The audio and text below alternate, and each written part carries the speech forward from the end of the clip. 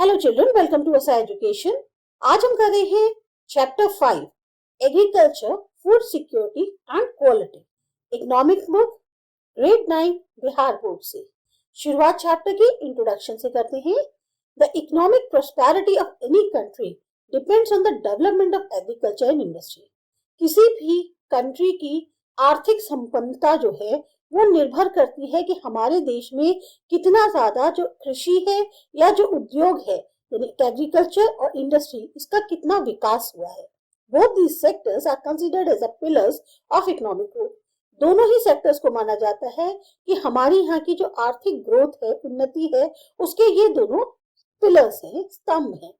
India is an agriculture-based country where about more than 64% population is even today dependent on agriculture for their livelihood. India जो है हमारी पूरी तरह से एक कृषि प्रधान देश है, जहां पर 64% आबादी जो है आज भी निर्भर करती है एग्रीकल्चर पे अपनी जीविका के लिए। Truly, agriculture is the backbone of Indian economy. तो एक तरह से बैकबोन माना जा सकता है एग्रीकल्चर को हमारी इंडियन इकोनॉमी के लिए। For most of the rural families, agriculture is the main source of employment. गांव के जितने भी परिवार हैं उसमें ज्यादातर उनके लिए जो खेती बाड़ी है वही एक तरह से मुख्य साधन है रोजगार का। The urban population is also dependent on agriculture for supply of food grains and raw materials. इसी तरह से शहर की आबादी जो है वो भी काफी हद तक एग्रीकल्चर पर निर्भर है, क्योंकि उन्हें जो फूड ग्रेन्स या रॉ मटेरियल की सप्लाई है वो यहीं से मिलती है। There is no country in the world which has such direct and close relation with agriculture as India has. तो पूरी दुनिया में ऐसी और कोई देश नहीं है जहां सीधे तौर पे और ज्यादा क्लोज रिलेशन कृषि के साथ उनका हो, जैसा कि हमारा भारत का है। In the words of Professor M.S. Swaminathan, an eminent agro expert and chairman of National Commission on Farmers.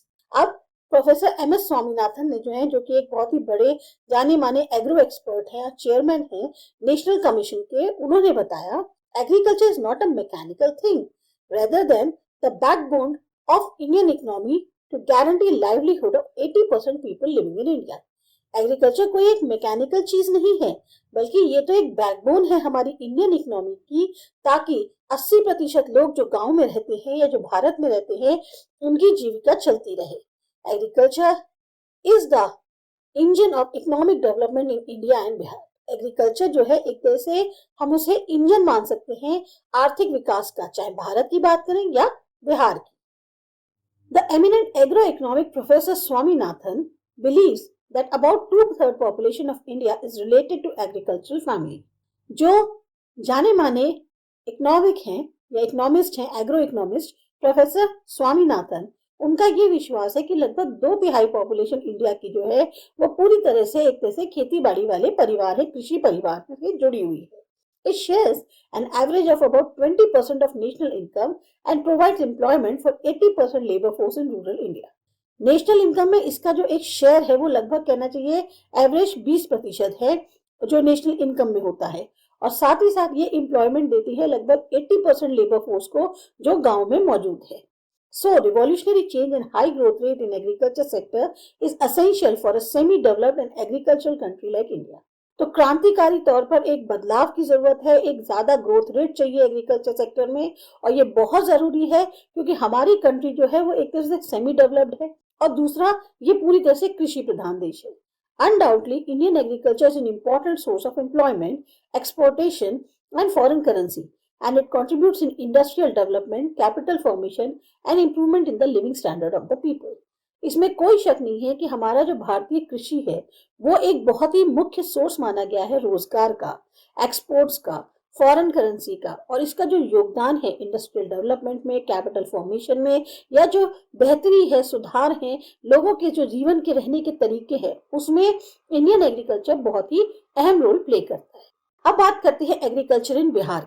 Bihar is the largest state among economically backward states in India, where agriculture is the main occupation. Bihar सबसे बड़ा state है अगर देखा जाए कि आर्थिक तौर पे जो पिछड़े हुए स्टेट्स हैं इंडिया के अंदर, उसमें बिहार सबसे बड़ा है, जहां मुख्य ऑक्यूपेशन ही एग्रीकल्चर है। This sector produces a large part of gross income in Bihar.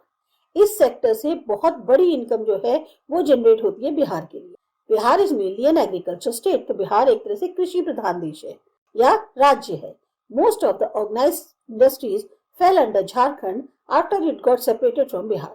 ज्यादातर जो ऑर्गेनाइज्ड इंडस्ट्रीज थी वो झारखंड में आ गई जब वो बिहार से अलग हुआ. The rest one are either closed or in a sick condition.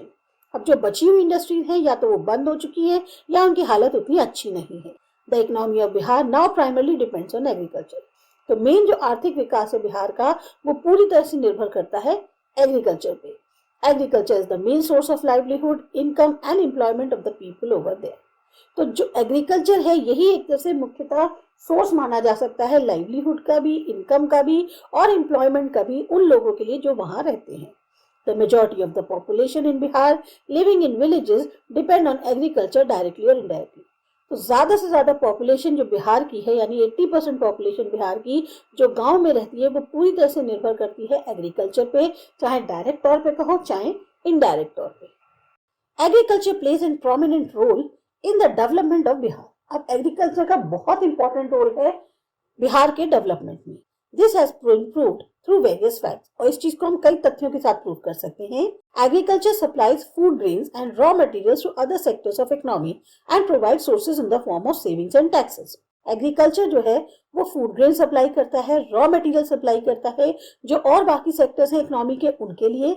साथ ही साथ वो सोर्सेज प्रोवाइड कराता है चाहे सेविंग्स की फॉर्म में हो या टैक्स की फॉर्म में. The rural population accelerates the development of other sectors because development and expansion of industry, trade, etc. depends on the demand of the kind supplied by it. गांव की जो population है वही एक तरह से बढ़ाती है जो और बाकी सेक्टर्स हैं उनके डेवलपमेंट को, क्योंकि ये जो डेवलपमेंट है, एक्सपेंशन है इंडस्ट्री का, ट्रेड का, ये किस पर निर्भर करता है? उन तरह की डिमांड्स को जिसको ये सप्लाई करता है.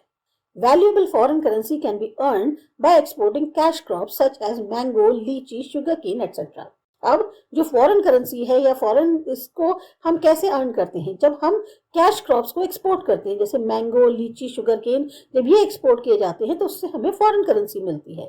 It is viable to say that increasing productivity in agriculture of Bihar can help the other industrial development of Bihar in many ways. तो ये हम कह सकते हैं कि अगर बिहार का जो एग्रीकल्चर है उसमें अगर उत्पादन को बढ़ाया जाए तो उससे और जो इंडस्ट्रियल डेवलपमेंट है बिहार का वो भी पॉसिबल है. Transfer of labour force from agriculture to other sectors will be possible by the growth of agriculture production in Bihar. जो लेबर फोर्स है वो एग्रीकल्चर सेक्टर से और दूसरे सेक्टर्स में भी ट्रांसफर करी जा सकती है, लेकिन तभी पॉसिबल है जब एग्रीकल्चर प्रोडक्शन बिहार में उसकी ग्रोथ हो. The demand of foodstuff in non-agriculture sectors can be fulfilled even after minimizing the number of labor force in agriculture sectors. जो फूड स्टफ की डिमांड है नॉन एग्रीकल्चर सेक्टर्स में उसको भी पूरा किया जा सकता है अगर जो लेबर फोर्स है उसकी संख्या एग्रीकल्चर सेक्टर से कम करी जाए. It will increase the income of farmers with the development of agriculture production. इससे क्या होगा? जो फार्मर्स की इनकम है वो बढ़ेगी. अगर आपके एग्रीकल्चर प्रोडक्शन में थोड़ा सा और विकसित होता है तो जो किसान हैं उनकी आय बढ़ेगी. The income of state and per capita income also increases. जो स्टेट की इनकम है या जो पर कैपिटा इनकम है वो भी बढ़ेगी. The contribution of agriculture is larger in the income of state. जो एग्रीकल्चर का कॉन्ट्रीब्यूशन है वो ज्यादा हो जाएगा स्टेट की इनकम जो है उसमें. Importance of agriculture in Bihar. Agriculture provides opportunity for the development and expansion of the other sectors through selling and buying.